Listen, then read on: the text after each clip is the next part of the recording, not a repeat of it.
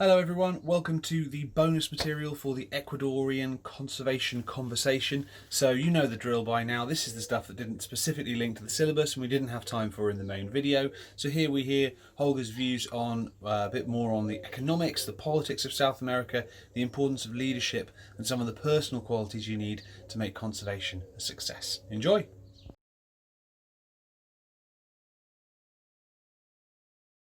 Maybe one thing that I would like to mention that Okay. is often forgotten. Santa Lucia is far from perfect in terms of ecotourism.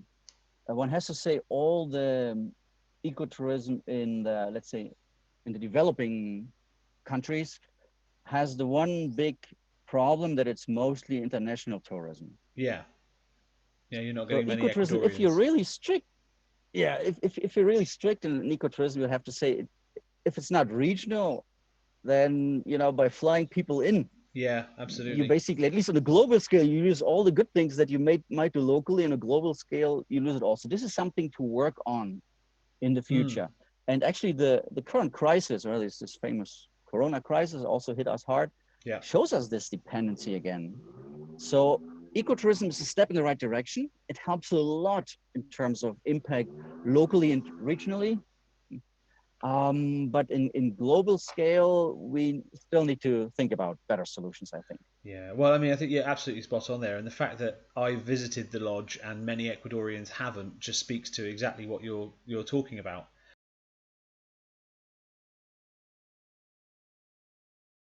So basically, talking of changes, we mentioned earlier we were going to come on to this climate change. So I do remember that obviously that trail up to the lodge and it being a very, very high altitude environment. So it's the only place I've ever taken students where anyone's ever got altitude sickness while being in trees, which is quite a unique environment. And there was talk of climate change sort of moving species up the mountains because as it got warmer, more of the sort of lowland species were able to colonize further up. Is that Right. something that you're still seeing? Is that something that's progressed since 2014? Have you still got that unique biome at the top of these little islands at the top of mountains? I think it's too early to really say that because the only project that we have that looks into plants, long-term monitoring, is this hummingbird project Mm, that I mentioned. I think it's too early to say that, but you're right. The climate models that we've seen suggest that there will be more rain, but it will be in higher elevation, so it will be natural. It will be warmer, of course, also. And, well, actually, it's warmer, and that's why the rain is in high elevation. It's this way yeah, around. Um, so it would make sense for the plants to kind of creep uphill, right? So yeah, going uphill, and then I don't know, squeeze the plants that need more temperate climates further uphill.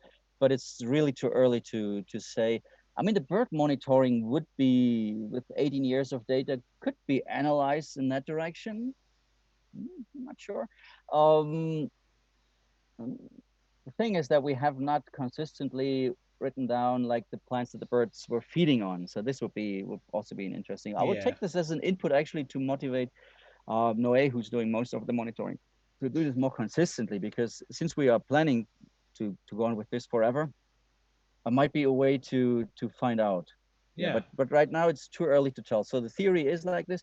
What I can tell you that if you talk with local people that live at the elevation that we're here, so a bit above 1,000 meters, and they say compared with what they had 30 and 40 years ago, there's far less rain here. So what they right. say is that the rivers that we have, they used to take out the bridges every year with the water they had. So of course the bridges are a bit more stable nowadays too. Yeah, This yeah, of course. might help, but still, so the at least there, what they report is that there's less rain now Mm. than there was 30 years ago.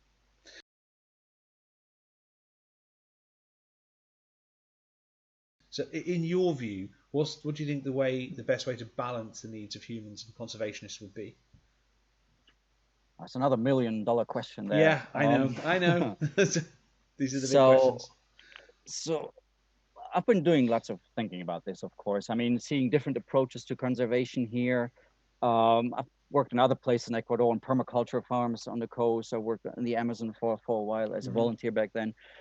And so many people thought that ecotourism would be the way to, but the recent crisis has shown us that it's not, clearly not. Yeah, So I think South America suffers from a lot of political instability. Yeah. So it goes, we think here from left to right, which is more like conservationists or conservatives to nationalists to half left. So it's very difficult to in most countries, at least in Ecuador is a good example, to have political stability and introduce one plan of how to progress and one vision on how to move on, make people happy. They have to be afraid of tomorrow of how Mm. they get their food. So I think the approach in ideal world, I read in some question, I'm not sure whether we had that question or the thing about the ideal world is to Yeah, look yeah, at it that's fine. not on a national, but on a regional scale. Yeah. So you need to find regions that kind of fit, where you have kind of a homogeneous, maybe topography, social structure, and and ideal. It's not only for South America. I would also suggest that for the rest of the world, actually, and look at how can this region be as self-sufficient as possible. Yeah. This kind of energy production. We think of water, of food supply, um, so that because regionally you can how do you call this? You can create lots of more solidarity between people. Mm. Because you know the people, they have the same problems, so you're much more willing to help. You are much more willing to save the forest that's right out in front of your door than the forest that may be, I don't know, Yeah. 10,000 kilometers away. Uh, Absolutely. so for from the conservationists, but also generally from the political point of view, it's much easier to manage this. So all the regions have to think about how they can become, or should be thinking about how they can become self-sufficient in terms of social norms. So this means healthcare, means education, means well, food supply, in terms of conservation. And then they have to, because some regions cannot produce everything. So naturally, I don't know. Mining, for instance, is something you can do in certain regions, other regions just simply nothing. So then they would have to think, okay, how do we trade with other regions um, to keep, but the thing is not to make profit, but to stay in balance. So whatever we export, if we have a surplus of food, we export that and get, I don't know, minerals or industrial products from other regions. So this would be a system that could work because it gives you regionally not only self-sufficient but also confidence. Mm. And the thing why things aren't working so badly in this world, because politicians, powerful people, the big industry can always play the us and them card, and this Yes. creates fear. So the approach cannot be, the approach must be a social approach. So really need to, you know what I mean? I'm No, it's probably absolutely. Yeah. thinking a bit too far, but No, these are most very of wise thoughts. So, the problem we have nowadays is really that whenever there's problems, our leaders can tell us it's us and there's them, and yeah. we have to take care about us first. Yeah, so it works everywhere in the world. It works and this creates fear in you and it worries. And people are easy to manipulate when they're worried, when they are fearful, when they don't know how to feed their families tomorrow. You can make them do whatever you want to if you're in that position. Yeah. And but if people had these regional let's say, yeah, it's regional segments. The world was segmented by region rather than by nationality or by country or whatever. So where people knew each other, that they could take care of. I mean, it shouldn't lead to the situation of one region going to the other, but so the dependencies between the regions should be clear. And it should be Mm. clear, okay, they are helping us, we are helping them, and within ourselves. But we're not depending on any other region. We're not really, at least the food, the social standards are regional. So I know it's a huge approach. Um, but I think this would help humanity as Yeah. such, and also all the, let's say, all the idealistic things like conservation, like education systems, like social welfare, would be a huge boost for that as well. So as long as we can be kept small by fears, by, let's say, it's us and them Yeah. I know. approach, there will be no bigger progress. I think that's very wise thoughts, and the idea of international borders, I think, is not one that's not been brought up so far in my conversations, but it's particularly acute in South America because with the Amazon and with the rainforest area covering so Right. many countries,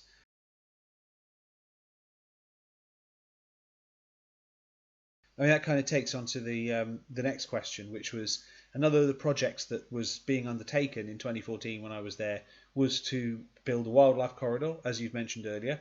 So from going north from Santa Lucia, so to the south of Santa Lucia, you saw more farmland. to the north, you had some protected areas, but you had areas of forest that were the same as the Santa Lucia and the other reserves, and they just weren't protected. And that was going up towards the Colombian border, and then the forest just went on into Colombia because it doesn't obey international borders. How is that project coming along in terms of like connecting up reserves in your area of South America? Is that going well or working or? Well, what is working now is we made a smaller corridor, and a Right. corridor with a particular topic, which is the Andean Bears corridor. Yeah.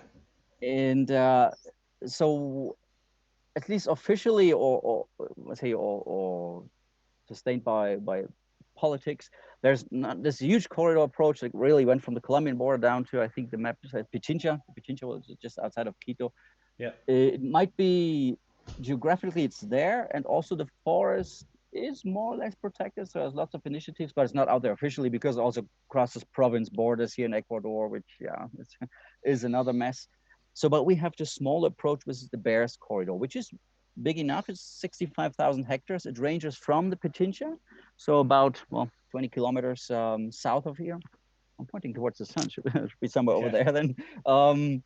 And 15 kilometers the other direction. But if you were to look at the map, you would actually see it's actually that band of intact forest, which is protected mostly by tourism, but also by community approach, community conservation, which we have been able to create, where we work together. Actually, some public institutions, Ministry of Environment, the municipality of Quito, which is the key player, which actually made this a corridor politically, but also lots of local people. So the reserves are in there, or the reserve representatives are in there, but also local people. And so it works well. We're still struggling with the organization. I'm actually on the board of this particular committee, which is trying to steer all the activities. I'm in charge of internal organization, naturally. Yeah. It's my German background, because it's sometimes chaos of to course. organize things here, and because the approach how to work in projects and how to unite, how to take on bigger tasks is, well, South American way. Yes. Has its problems. The kind of mañana approach, which is not Yeah. not what we want.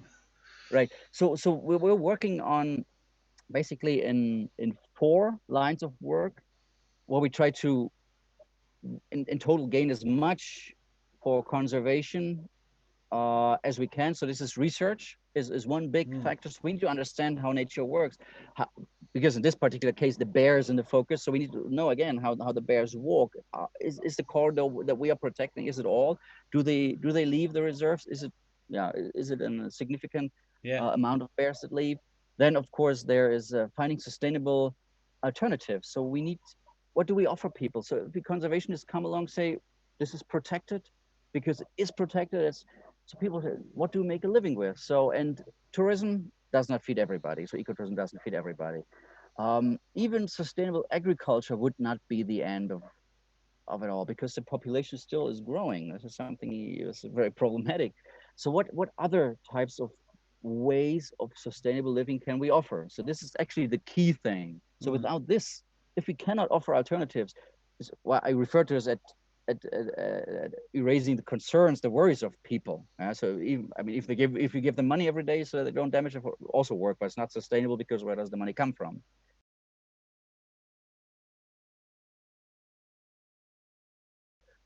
So then one important thing is, of course, surveillance, control and surveillance, because the laws are often out there. Even here in Ecuador, we have very strong, I think Ecuador is almost the only country where nature has its own rights in the constitution. Yes. So everybody can sue everybody based in the name of nature. It doesn't work in practice, but it's there. Yeah. So the laws are there. Nature can be a plaintiff in a legal case, right? It can be the defendant, which is not something many countries have. So. And the thing is, it doesn't work, of course, but it's there. So the laws are there, but nobody's really, because we're well, at least partly really remote, and the local police guys, let's say, they're not at a level to really act in environmental crimes, like illegal mining or illegal hunting. So this is a very important thing. So surveillance and control.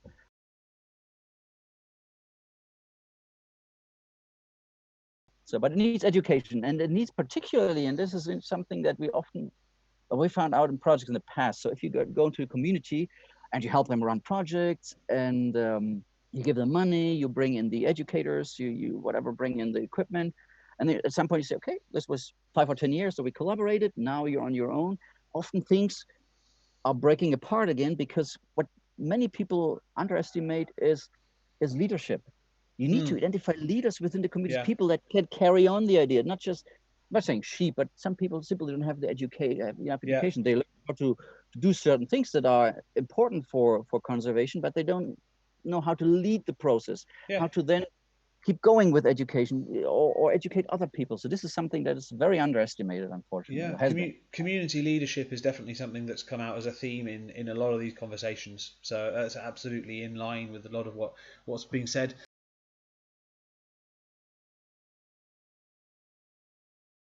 For Santa Lucia, the biggest issue that we're currently facing is the next generation, because there are still 12, well, associates, co-owners, families. Oh, there's only 4 family names involved. Hmm. Um, but they have not, or we want to put it on that, not managed to really get the next generation working. So many of them are now in their 50s, 60s, and 70s. And there's only one. I don't know if you remember Eduardo, the elderly guy. Yeah, Made.